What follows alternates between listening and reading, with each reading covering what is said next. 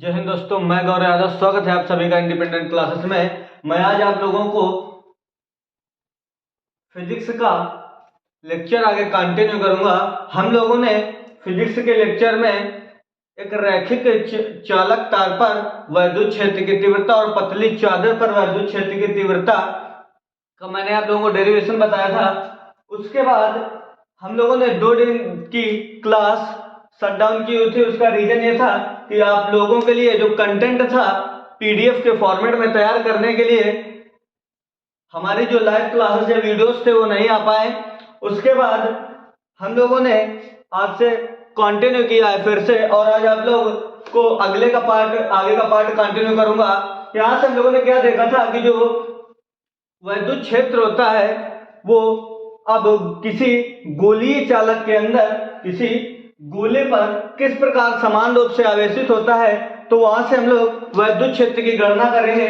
तो यहाँ से हम लोगों ने क्या देखा कि जो एक समान रूप से आवेशित गोले होते हैं उनके कारण वैद्युत क्षेत्र, तो सबसे पहले जो एक समान रूप से आवेशित गोले होते हैं उनके ऊपर जो वैद्युत क्षेत्र प्राप्त होता है, उससे पहले हम लोग जो गोले होते हैं गोले के कितने भागों या कितने पार्ट के गोलों पर वैद्युत क्षेत्र में प्राप्त होता है, तो हम लोग सबसे पहले देखेंगे कि जो गोला होता है वो हमारे गोला 2 टाइप के होते हैं। पहला आपका जो होता है वो होता है ठोस खोखला गोला, और जो दूसरा होता है वो आपका ठोस गोला होता है। तो खोखला गोला जो होता है वो भी 2 प्रकार का होता है। फर्स्ट नंबर आपका चालक गोला, चालक खोखला गोला, और सेकंड अचालक। और सेम इसी प्रकार ठोस भी 2 प्रकार के गोले होते हैं, एक चालक होता है एक और अचालक। हम लोगों ने क्या देखा कि जो गोले होते हैं वो 2 टाइप के होते हैं। 2 टाइप के गोले हमें जो हमें वैद्युत क्षेत्र की तीव्रता के लिए ज्ञात करना है वो पढ़ना है। उनके लिए हमें जो गोले होते हैं वो 2 प्रकार के होते हैं। पहला आपका खोखला गोला और दूसरा आपका ठोस गोला। जो खोखला गोला होता है उसके भी 2 पार्ट होते हैं, चालक गोला और अचालक गोला, और ठोस गोले के भी 2 पार्ट, चालक और अचालक गोला। सबसे बड़ी बात कि जो वैद्युत क्षेत्र की तीव्रता है वो चालक गोले के लिए, अचालक गोले के लिए और ठोस या खोखले गोले में दोनों के लिए हमें निकालनी है। तो जो इंपॉर्टेंट बात ये है कि ये जो चालक गोला है आपका और ये अचालक गोला है आपका और ये जो ठोस चालक गोला है, इन 3 गोलों के लिए जो वैद्युत क्षेत्र की तीव्रता होती है वो समान होती है। समान क्यों होती है? क्योंकि जो आपका चालक खोखला गोला होता है और अचालक खोखला गोला होता है, इस पर जो आवेश होते हैं वो जो गोला होता है उसके पृष्ठ पर होते हैं, और जो चालक गोला ठोस चालक गोला होता है उस पर भी आवेश पृष्ठ पर होते हैं। अगर कोई पूछ ले कि गोले के केंद्र पर आवेश, तो किसी भी चालक या अचालक बॉडी पर, चालक या अचालक वस्तु पर जो आवेश होते हैं वो हमेशा उसकी पृष्ठ पर होते हैं, ना कि केंद्र पर। तो यहाँ और जो अचालक गोला होता है इस पर वैद्युत क्षेत्र की तीव्रता 0 होती है अकॉर्डिंग टू गॉस की प्रमेय, यानी कि वैद्युत फ्लक्स। इस पर वैद्युत फ्लक्स 0 हो। उसका रीजन क्या है कि इस पर आवेश नहीं है। हम लोगों ने वैद्युत फ्लक्स देखा था कि Φ=Q/ε0। जो गॉस की प्रमेय हमने ये देखा था कि ये एक बंद पृष्ठ पर आवेशों की संख्या पर निर्भर करती है, और बंद पृष्ठ तो है लेकिन ये जो संख्या है आवेश है इस पर नहीं होगा, क्योंकि अचालक पर कोई भी धारा या कोई भी आवेश प्रवाहित नहीं कर सकते। वह एक अचालक या कुचालक कह सकते हैं, और उस पर कोई आवेश नहीं होता। जैसे लकड़ी का टुकड़ा, लकड़ी के टुकड़े पर ना करंट रख सकते हैं ना कोई भी आवेश रख सकते हैं। तो इस पर जो वैद्युत क्षेत्र होगा वो आपका 0 होगा। और चालक अचालक और खोखला चालक गोले और खोखला अचालक ठोस गोला और ठोस चालक गोला, इन तीनों के लिए जो वैद्युत क्षेत्र की तीव्रता होती है वो एक समान होती है, क्योंकि जो ठोस चालक गोला होता है इसके केंद्र पर भी आवेश 0 होते हैं। मैंने बताया कि जो भी चालक गोले या अचालक गोला होता है उस पर जो पृष्ठ पर आवेश होते हैं वो होते हैं, यानी कि जो आवेश होते हैं वो केंद्र पर नहीं होते हैं। तो हम लोगों ने क्या देखा कि गोले पर हमें वैद्युत क्षेत्र, अगर आपसे एग्जामिनर बोल दे कि खोखला चालक गोले के लिए वैद्युत क्षेत्र की तीव्रता खोखला अचालक गोले के लिए वैद्युत क्षेत्र की तीव्रता या चालक ठोस गोले के लिए वैद्युत क्षेत्र की तीव्रता पूछ ले तो आप लोगों को जो मैं अभी बता रहा हूं वही कॉन्सेप्ट रखना है, वो तीनों के लिए समान होगा। तो हम लोग आइए जानते हैं आगे कि जो वैद्युत क्षेत्र की तीव्रता है वो ठोस गोले, चालक गोले और अचालक गोले के लिए किस प्रकार ज्ञात की जाती है। तो हम लोगों ने गोले के लिए देखा है, तो सबसे पहले हम लोग देखेंगे फर्स्ट नंबर आपका क्या कि वैद्युत क्षेत्र की तीव्रता। और वैद्युत क्षेत्र की तीव्रता कहां पर देखेंगे कि एक गोला हमें बनाना होगा गोले के लिए, और आप जानते हैं कि जो गोला होता है वो ठोस या खोखला हो सकता है। किस प्रकार? ठोस या खोखला। और इस पर जो आवेश होते हैं वो एक समान रूप से पृष्ठ पर वितरित होते हैं, गोले के पृष्ठ पर एक समान रूप से वितरित होते हैं इस प्रकार। तो आवेश आपके इस प्रकार धनावेश पूरे पृष्ठ पर वितरित है, और इस गोले की जो त्रिज्या है आपकी वो कैपिटल आर। सबसे पहले कि किसी भी हमें बंद पृष्ठ की वैद्युत क्षेत्र की तीव्रता निकालने के लिए एक गॉसियन पृष्ठ का निर्माण करना पड़ता है, जो मैंने आप लोगों को नेक्स्ट वीडियो में बताया था कि गॉसियन पृष्ठ क्या होता है। जिन लोगों ने नहीं देखा वीडियो बैक करके वॉच करें, उन वीडियो को देख के इसके बाद इसे देखें। अब हम लोग क्या करेंगे कि जो वैद्युत क्षेत्र की तीव्रता है वो उसके लिए हमें गॉसियन पृष्ठ की जरूरत होती है। मान लेते हैं इससे कुछ दूरी पर हम लोग सबसे पहले क्या करते हैं कि जो त्रिज्या है आप लोगों की, इसे हम किसी और बिंदु से प्रदर्शित कर दें अकॉर्डिंग टू ये कि सबसे पहले हमें जो क्षेत्रीय वेक्टर होते हैं उनके लिए हमारा जो P बिंदु है उस पर वैद्युत क्षेत्र की तीव्रता होगी अकॉर्डिंग टू ये कि हम लोग मान लें कि ये बिंदु P है और इस पर वैद्युत क्षेत्र की तीव्रता निकालनी है। तो जो गोले के केंद्र से इसकी जो दूरी होगी वो स्मॉल r होगी। हम लोग क्या देखेंगे कि गोले के केंद्र से स्मॉल r मीटर की दूरी पर एक बिंदु P माना जहां पर वैद्युत क्षेत्र की तीव्रता हमें ज्ञात करनी है, यानी कि वैद्युत क्षेत्र निकालना है। उसके बाद हम लोग ये क्या देखेंगे कि जो वैद्युत क्षेत्र आपका होता है, आपका जो वैद्युत क्षेत्र होता है वो एक गॉसियन पृष्ठ पर होता है। तो मान लेते हैं जिस बिंदु पर हमने माना उस पर ही गॉसियन पृष्ठ की रचना कर देंगे। इस प्रकार आप लोगों ने सही से कर लेना। गॉसियन पृष्ठ हम लोगों ने तैयार किया, और यह गॉसियन पृष्ठ हमें काल्पनिक पृष्ठ होता है जो आवेशों की संख्या पर निर्भर करता है, आवेशों की संख्या बताता है। तो गॉसियन पृष्ठ हम लोगों ने ज्ञात किया, और गॉसियन पृष्ठ के बाद हमें वैद्युत क्षेत्र की तीव्रता देखनी होगी कि जो वैद्युत क्षेत्र है वो किस प्रकार है। तो जो धन आवेश के कारण जो वैद्युत क्षेत्र होता है आपका वो बाहर की ओर होता है, तो आपका जो ई वेक्टर होगा इस प्रकार बाहर की ओर होगा। अब हम लोग यहां से क्या लिखेंगे कि जो वैद्युत क्षेत्र की आपकी तीव्रता है वो हमें तीन जगह पर प्राप्त होती है। हम लोग अभी कहां देख रहे हैं? गोले के बाहर बिंदु P पर। उसके बाद हम वैद्युत क्षेत्र की तीव्रता गोले के पृष्ठ पर देखेंगे। उसके बाद हम वैद्युत क्षेत्र की तीव्रता इस गोले के अंदर देखेंगे। तो वैद्युत क्षेत्र की तीव्रता चालक ठोस गोला, चालक खोखला गोला, अचालक खोखला गोला, इसके लिए वैद्युत क्षेत्र की तीव्रता हम लोग कहां पर देखेंगे?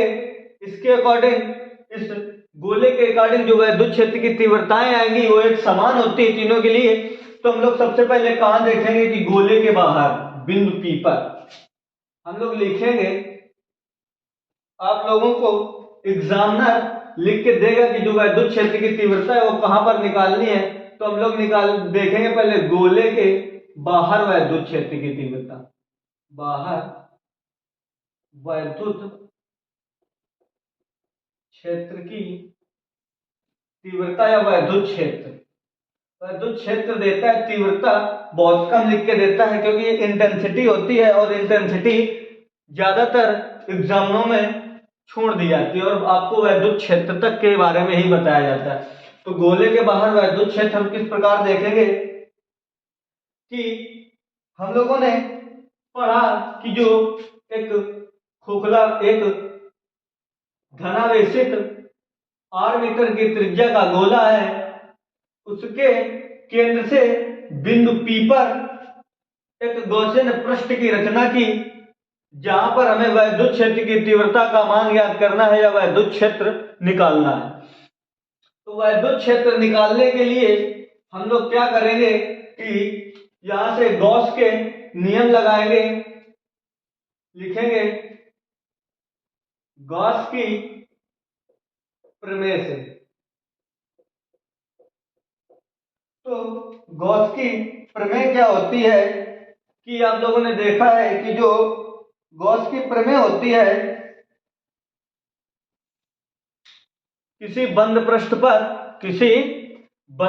पर उपस्थित आवेशों की संख्या 1/ε0 के गुना होती है, उसे हम गॉस की प्रमेय कहते हैं। तो गॉस की प्रमेय के नियम से हम लोग क्या लिखेंगे कि इस खोखले गोले का वैद्युत फ्लक्स, यहां से हम लोग लिखेंगे खोखले, या आप लोग खोखला ना लिखकर काल्पनिक लिखें, क्योंकि खोखला हो या आपका ठोस हो, उसके लिए जो वैद्युत क्षेत्र की तीव्रता होती है वो समान होती है। तो हम लोग यहां पर लिखेंगे काल्पनिक गोले के लिए वैद्युत फ्लक्स।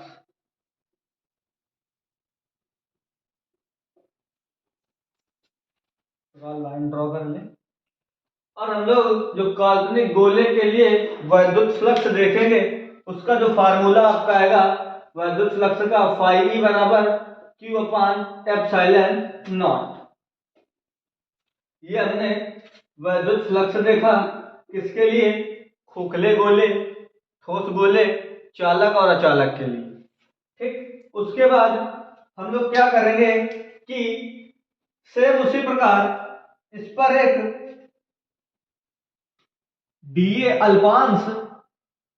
एक अल्पांश ले लेंगे, जिसे हम डीए वेक्टर के नाम से जानेंगे। और ये अल्पांश जब आप लोग इसे बढ़ाएंगे इस प्रकार, तो ये गोले के अंदर एक बेलन का आकार लेगा। किस प्रकार, ये जो पृष्ठ है गोले के अंदर एक बेलन का आकार लेगा।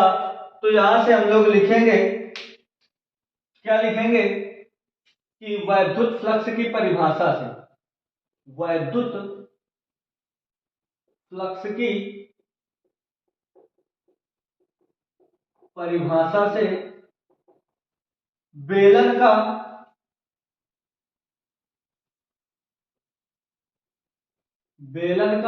वैद्युत फ्लक्स,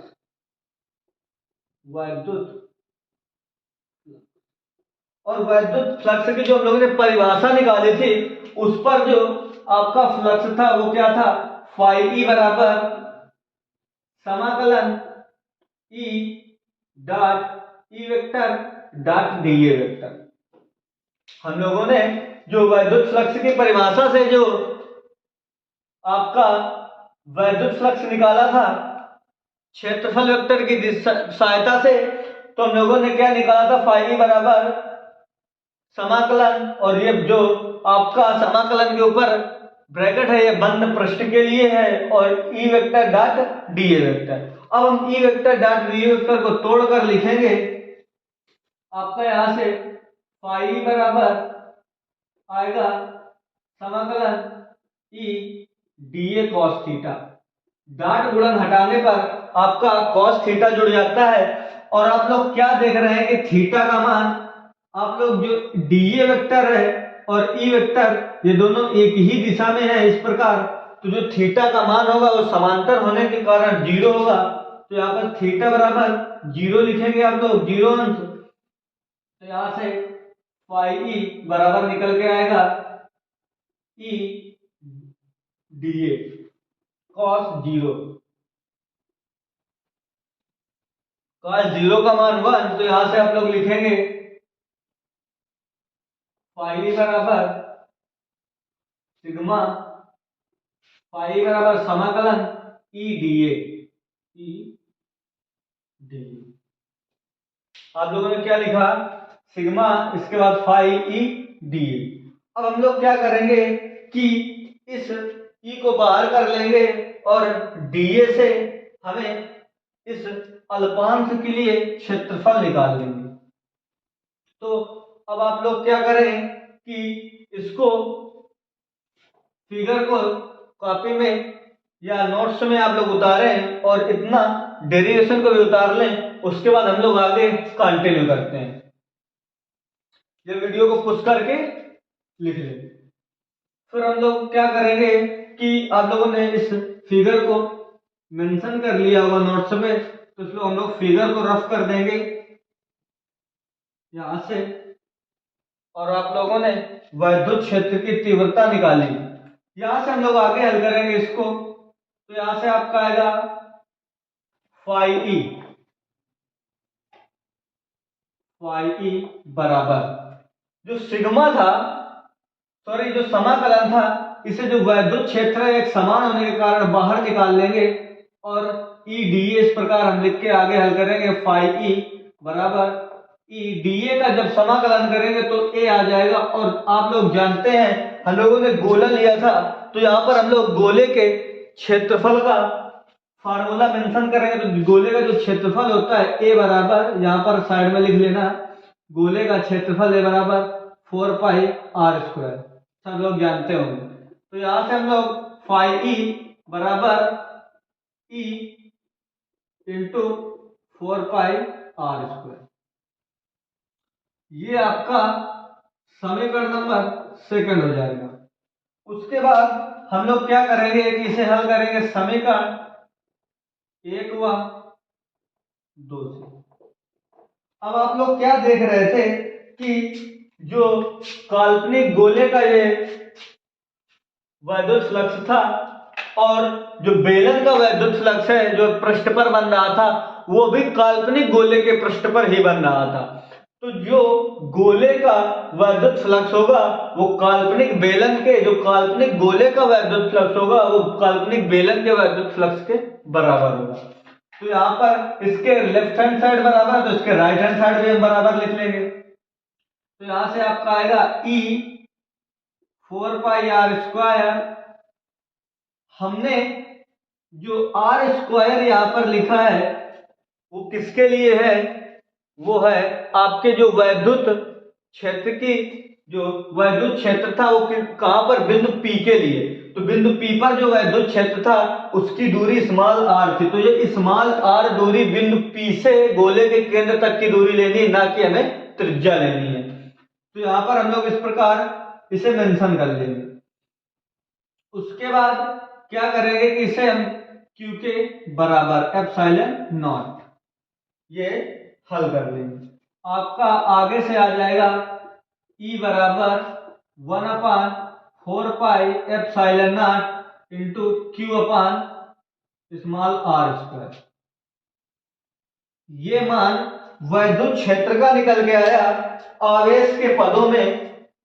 आवेश और त्रिज्या के, आवेश और दूरी की, आवेश और बिंदु P से गोले के केंद्र की दूरी के लिए वैद्युत क्षेत्र की तीव्रता का मान आया।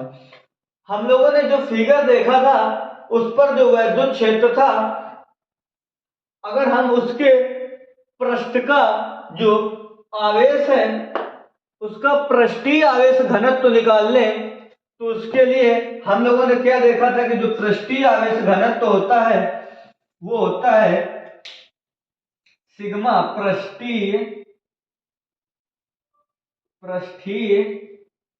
आवेश घनत्व। मैंने आप लोगों को इसकी पूरी डिफिनेशन बताई है कि ये क्या होता है। इसे हम सिग्मा से व्यक्त करते हैं आप Q अपान A। तो इसे हम इस प्रकार भी लिख सकते हैं कि Q बराबर सिग्मा A, और इस Q बराबर सिग्मा A को इस समीकरण नंबर 3 में रख देंगे। तो यहां से जो आपका मान निकल के आएगा वैद्युत क्षेत्र की तीव्रता का, E बराबर 1/4 pi epsilon not sigma A, sigma A। तो यहाँ से आपका मान निकल के आएगा 1/4πε0 into sigma A upon small R square. ये मान जो वैद्युत क्षेत्र की तीव्रता का निकल के आया sigma A upon R square. अब आप लोग ए को भी तोड़ सकते हैं। वो किस प्रकार कि ये आप लोग इतना रख लें, क्योंकि जो आपके डेरिवेशन है वो थोड़े बड़े बड़े डेरिवेशन है। इसके रिकॉर्डिंग आप लोग क्या करेंगे कि इनको समझने के लिए वीडियो को रुककर देखें, या फिर क्या करें कि आप लोग इसका स्क्रीनशॉट ले लें। स्क्रीनशॉट लेने के बाद आप लोग इसको आसानी से देखें और अपने नोट्स पे उतार लें। इसके बाद हम लोगों ने ये निकाला। अब हम लोग इसको ऊपर का इसका रफ करेंगे यहां से, और पृष्ठ के लिए जब हम लोगों ने ये आप लोगों की जो वैद्युत क्षेत्र की तीव्रता निकल गया, ये आवेश के पदों में निकल के आए। उसके बाद पृष्ठीय आवेश घनत्व के लिए जो वैद्युत क्षेत्र की तीव्रता है वो हम लोग यहां से इस ए, और जो ये क्षेत्रफल है आपका ये गोले का, जो आपका आवेशित गोला था, धनावेशित गोला था, उस गोले के लिए वैद्युत क्षेत्र है। तो यहां से जो मान आपका निकल के आया था वो था E बराबर 1/4πε0 sigma A upon small R square. यहां से हम लोग इस ए को ए बराबर 4π कैपिटल आर स्क्वायर, गोला ये भी था लेकिन ये काल्पनिक गोला था। काल्पनिक गोले की जो दूरी थी वो त्रिज्या ही होगी उसकी काल्पनिक गोले की, तो उसको स्मॉल आर से व्यक्त करते थे। और जो आपकी वास्तविक गोला था आपका, वो जो धनावेशित गोला था, उसके लिए त्रिज्या कैपिटल आर लेंगे। तो यहां से जो मान निकल के आएगा 1/4πε0 sigma 4π R square capital 4π capital R square upon small R square. आप लोगों का 4π से 4π कैंसिल हो जाएगा और इसका जो फाइनल फार्मूला निकल के आएगा 1 E बराबर sigma upon epsilon not bracket में कैपिटल आर स्क्वायर और अपान स्मॉल आर स्क्वायर। तो इसका जो फाइनल फार्मूला निकल के आया, ये फार्मूला आपका वैद्युत क्षेत्र की तीव्रता का उस दशा का है जब पृष्ठीय आवेश घनत्व हम इस वैद्युत क्षेत्र में रख देते हैं, और ये वैद्युत क्षेत्र में यदि आवेश का मान ना दिया हो, उस पर हम लोग आवेश का मान ना दिया हो और आप लोगों को दोनों त्रिज्याएं दी हो, या फिर एक पृष्ठीय की त्रिज्या यानी बिंदु P से दूरी और आवेश दिया हो, तो उस पर आप ये फार्मूला लगाएंगे। यदि आप लोगों को आवेश या पृष्ठ की दूरी में से आवेश ना दिया हो तो आप लोग उसकी जो गोले की आवेशित गोले उसकी त्रिज्या दी हुई होगी, तो आप लोग इस प्रकार से फार्मूला यूज कर सकते हैं। अब आप लोग इसको वीडियो रोककर देखें और उसको आसान से आसान भाषा में समझें। यदि उसके बाद भी आप लोगों को समझ में ना आए, एक दो बार इसे देखें, उसके बाद भी समझ में आए तो वीडियो को कमेंट करें, और उसके बाद ना समझ में आए तो आप लोग मेरा कांटेक्ट नंबर दिख रहा होगा ऊपर इस साइड, कांटेक्ट मी का, उस पर कांटेक्ट करें 1 से 2 बजे के बीच में। तो आप लोग इतना देख लिए। अब हम लोग क्या देखेंगे कि जो आपकी वैद्युत क्षेत्र की तीव्रता है वो हम लोग देखेंगे किसके लिए। अभी हम लोगों ने पृष्ठ के बाहर वैद्युत क्षेत्र की तीव्रता देखी थी। अब हम लोग जो वैद्युत क्षेत्र की तीव्रता है वो पृष्ठ पर देखेंगे। गोले के पृष्ठ पर वैद्युत क्षेत्र की तीव्रता हम लोग देखेंगे। तो सेम उसी प्रकार एक आवेशित गोला होगा और इस प्रकार ये धनावेशित होगा।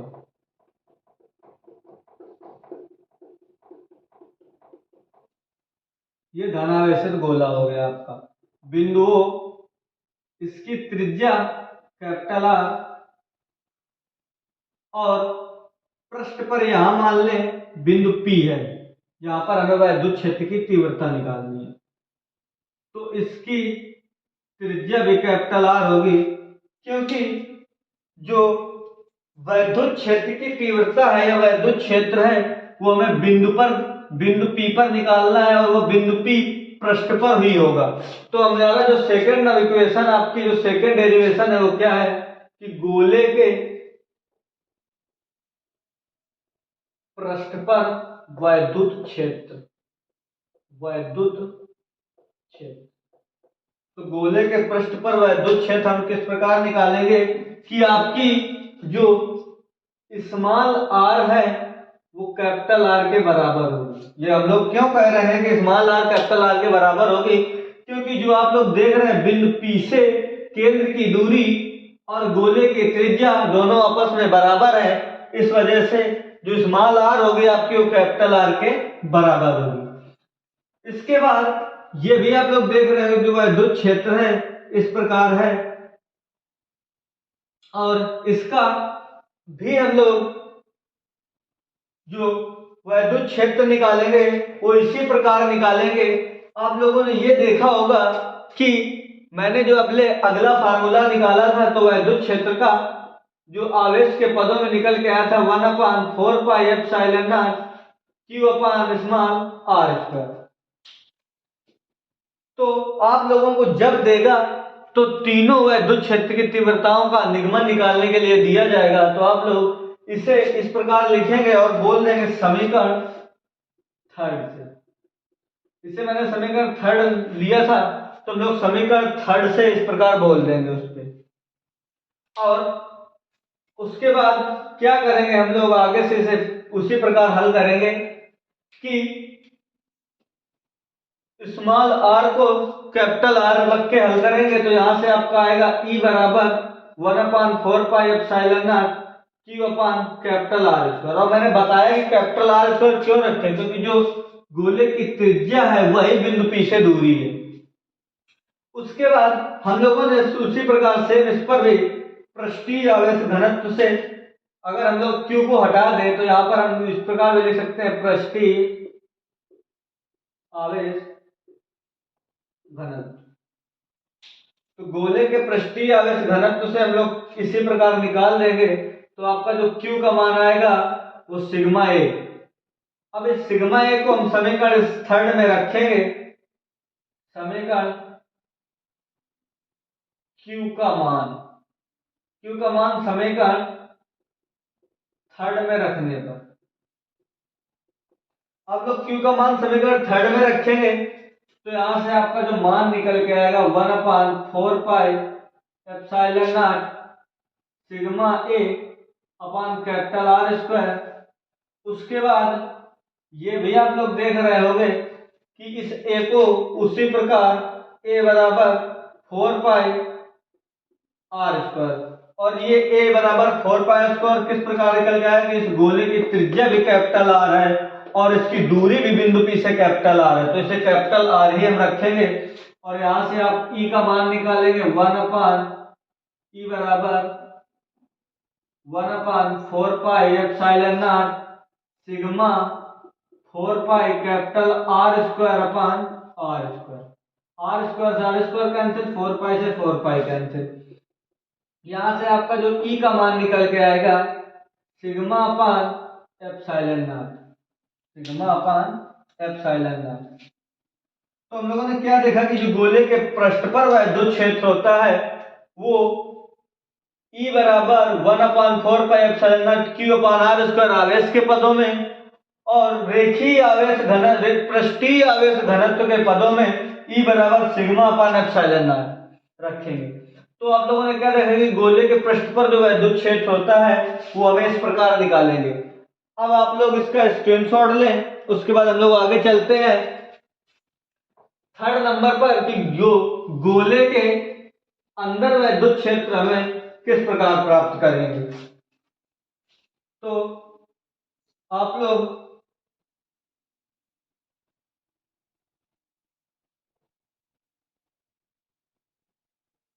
गोले के अंदर वैद्युत क्षेत्र किस प्रकार प्राप्त करेंगे कि गोले के आंतरिक भाग में हम क्या लिखेंगे कि गोले के अंदर वैद्युत क्षेत्र। थर्ड इक्वेशन आपकी आएगी गोले के अंदर वैद्युत क्षेत्र। गोले के अंदर वैद्युत क्षेत्र हम किस प्रकार निकालेंगे, गोले के अंदर कहीं पर हम बिंदु P मान लेंगे, मान लें ये बिंदु P है आपकी और इसकी जो दूरी है स्मॉल r। सेम उसी प्रकार जिस प्रकार हम लोगों ने एक गॉसियन पृष्ठ की रचना की थी, गोले के अंदर भी उसी प्रकार के गॉसियन पृष्ठ की हम लोग रचना करेंगे। इस प्रकार गोले के अंदर आप लोग इसको सही से क्वेश्चन को सही से फिगर को बनाइए कॉपी में। इस प्रकार बिंदु P पर हमें गोले की त्रिज्या निकालनी होगी। सबसे पहले हम लिखेंगे गॉस की प्रमेय से। आप लोगों को मैंने जितने भी न्यूमेरिकल बताए हैं वो एक ही फॉर्मेट पर आधारित है। यदि आप लोग एक डेरिवेशन मैंने जितने भी बताए वो एक ही फॉर्मेट पर आधारित है। अगर आप लोग एक डेरिवेशन पकड़ लेते हैं तो आप लोग चारों डेरिवेशन आसानी से कर सकते हैं। गॉस की प्रमेय से, गॉस की प्रमेय से हम लोग क्या देखेंगे कि गोले के अंदर वैद्युत क्षेत्र आप लोगों को लिखेंगे हम लोग कि सबसे पहले इस गोले पर, सबसे पहले इस जो काल्पनिक गोला है उस पर वैद्युत फ्लक्स निकालेंगे तो हम लोग लिखेंगे काल्पनिक गोले पर वैद्युत क्षेत्र।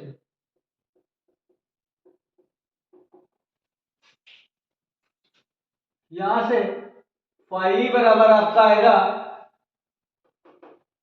Q/ε0।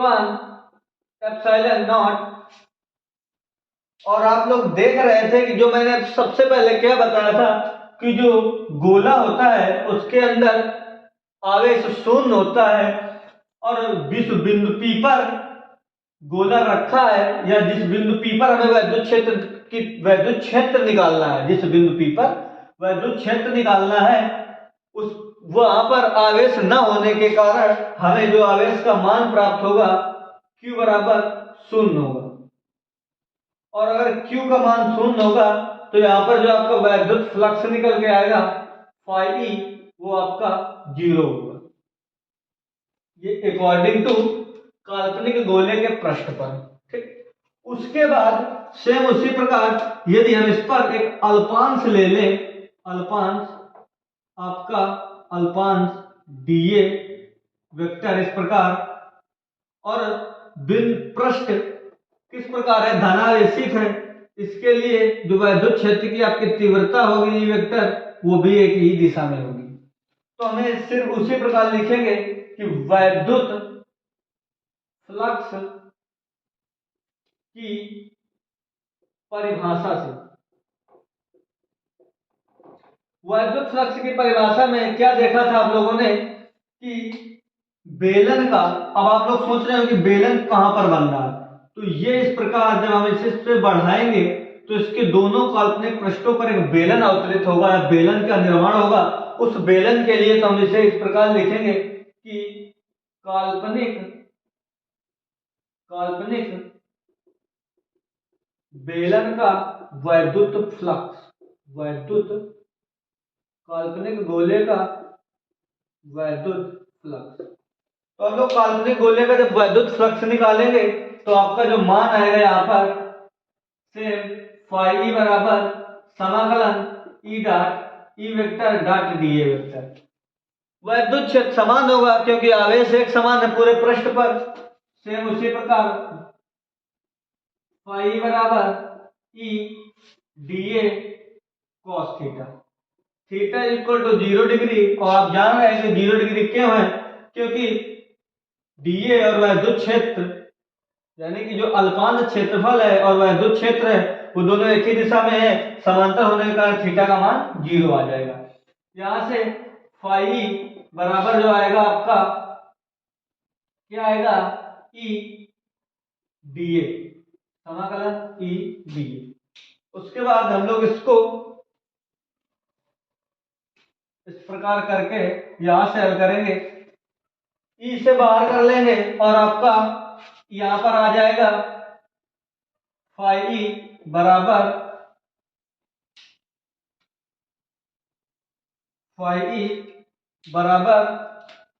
ई आपका बाहर आ जाएगा, अल्पांश होने के पूरे पृष्ठ पर समान होने के कारण ई आपका बाहर आ जाएगा, समाकलन डी ए आएगा आपका, और फाई बराबर उसी प्रकार ई ए, और ए का मान 4 pi R square, 4 pi R square. और ये आर इस्तेमाल क्यों ले रहे हैं, क्योंकि हमें बिंदु पी पर निकालना है, ना कि हमें पृष्ठ पर, वो तो गोले की त्रिज्या कैपिटल आर है। तो इस प्रकार हम लोग बिंदु पी पर ए का मान निकालेंगे, तो यहां से हम लोग ए का मान रख देंगे आगे से फाई ई बराबर E into 4 pi small R square. ये दो मान आपके समीकरण फर्स्ट सेकेंड। अब क्या करेंगे आप लोग कि समीकरण फर्स्ट और सेकेंड को हम फिर उसी प्रकार हल करेंगे, तो इसे मैं रब करूंगा, आप लोग देखते जाएं। एक बार पहले पूरा वीडियो को वॉच करें, उसके बाद दूसरी बार चला के रखें और उसे कॉपी में वीडियो के साथ साथ हल करें, तो आप लोगों को जल्दी समझ में आएगा। तो यहां पर हम लोग लिखेंगे समीकरण 1 व 2 से, और ये दोनों बराबर क्यों है, क्योंकि ये एक ही गोले का वैद्युत फ्लक्स और एक ही गोले का या एक ही गोले पर बने बेलन का वैद्युत फ्लक्स है, इस वजह से ये दोनों आपके बराबर होंगे। तो पहला आपका था फाई बराबर 0, तो 0 क्या था आपका, पहला फाई बराबर 0 और दूसरा है आपका फाई बराबर ई 4 पाई आर स्क्वायर। तो यहां पर हम लोग लिखेंगे E into 4 pi R square बराबर 0, क्योंकि जो आपका यहाँ वाला था वैद्युत फ्लक्स गोले वाला वो आपका शून्य था, तो 0 हम इसके बराबर लिख देंगे। इसी प्रकार जब इसे पक्षांतरित करेंगे तो जो ई का मान आपका निकल के आएगा वो शून्य होगा। शून्य क्यों होगा, क्योंकि जब मैंने आपको पहले ही बता दिया था कि गोले के अंदर कोई भी आवेश नहीं होता, जब आवेश नहीं होगा तो ना ही वैद्युत क्षेत्र होगा और ना ही वैद्युत फ्लक्स होगा, दोनों ही मान नहीं होंगे। तो आज आप लोगों ने क्या देखा कि गोले के अंदर वैद्युत क्षेत्र, गोले के बाहर वैद्युत क्षेत्र और गोले के पृष्ठ पर वैद्युत क्षेत्र। उसके साथ साथ सबसे इंपॉर्टेंट बात कि गोले हमारे खोखले गोला और ठोस गोला दो प्रकार के होते हैं।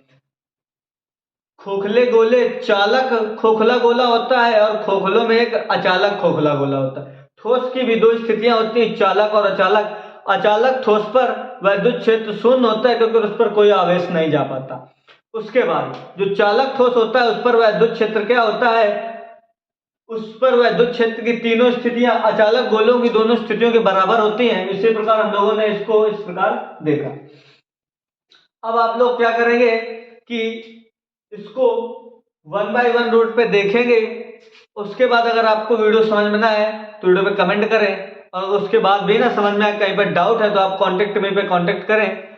और यदि वीडियो आपको अच्छी लगी हो तो वीडियो को लाइक करें, शेयर करें, एंड चैनल पर नए हो तो चैनल को सब्सक्राइब करें। जय हिंद दोस्तों।